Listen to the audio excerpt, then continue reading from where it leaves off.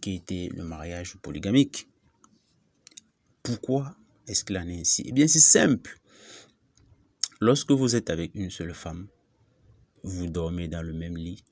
Autre élément nocif apporté par les soi-disant modernes, les courants soi-disant romantiques, le fait de dormir avec sa femme. J'en parlerai dans un autre sujet, dans une autre vidéo.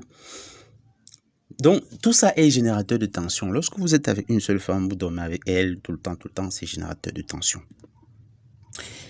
Et elle finit par vous voir comme une sorte d'adversaire, vous voyez, qu'il faut combattre. Parce que les femmes, elles ont cet esprit-là, cet esprit de rivalité en elles. Et un auteur comme Arthur Schopenhauer l'avait bien vu, déjà dès le XVIIIe siècle, dans son ouvrage intitulé « Essai sur les femmes ». Les femmes sont naturellement portées vers la compétition les unes contre les autres. Tandis qu'un homme, lorsqu'il voit un autre homme, tu lui dis pas grand-chose, hein. Voilà, il passe son chemin, tu passes ton chemin.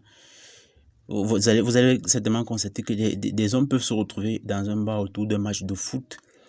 Ils rigolent, et sans s'être même présentés. Ils ne se présentent pas.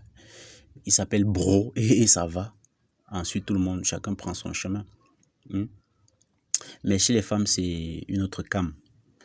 Donc, lorsque vous êtes avec votre femme, elle finit par vous considérer comme sa coépouse, comme son égale.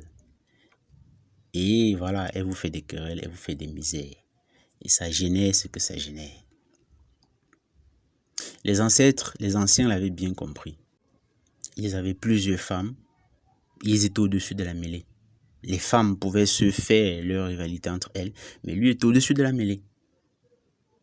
Donc la polygamie fait de l'homme une sorte de point de balance, de point d'équilibre.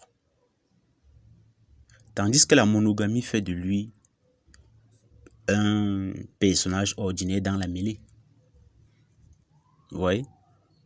La monogamie, c'est ce qui a le plus fait perdre leur autorité aux hommes, avec cette histoire d'un homme, une femme. Non, les amis. Et je m'inscris en faux contre l'idée selon laquelle il faut être milliardaire pour avoir plusieurs femmes. C'est des conneries. C'est des conneries.